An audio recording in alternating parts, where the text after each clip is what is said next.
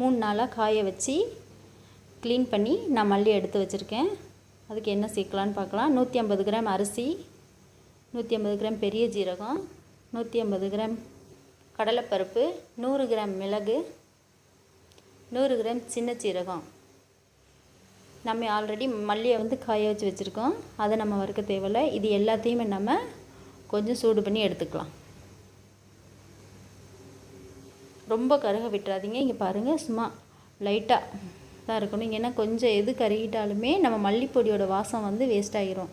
சில நேரத்தில் நம்ம என்ன தான் ஆணம் வச்சாலும் டேஸ்ட்டாக இல்லையே, நம்ம பாய் வீட்டில் வைக்கிற ஆணம் மட்டும், சாம்பார் மட்டும், குழம்பாக இருந்தாலும் என்னவாக இருந்தாலுமே பாய் வீட்டில் சமைக்கிறது இவ்வளோ டேஸ்ட்டாக இருக்கே அப்படின்னு சொல்லி எல்லாருமே சொல்லுவாங்க.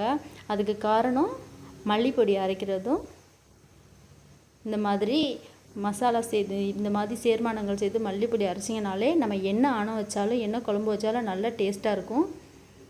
இங்கே பாருங்கள், அரிசி ரொம்ப பொரிய விட்டுறாதீங்க. நீங்கள் கண்டிப்பாக இதை ட்ரை பண்ணி பாருங்கள். எல்லாத்தையுமே நான் வறுத்துட்டேன். இப்போ கொஞ்சம் சூடாக இருக்குது, உடனே மில்லுக்கு கொடுத்துட வேண்டாம்.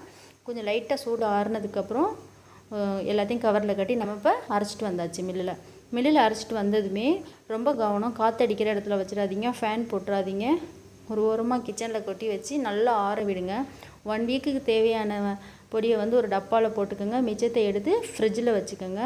இதை வச்சு நீங்கள் சமையல் பண்ணினீங்கன்னா நீங்கள் என்ன சமையல் பண்ணாலும் நல்ல டேஸ்ட்டாக இருக்கும், நல்ல வாசமாக இருக்கும். 100% கேரண்டி.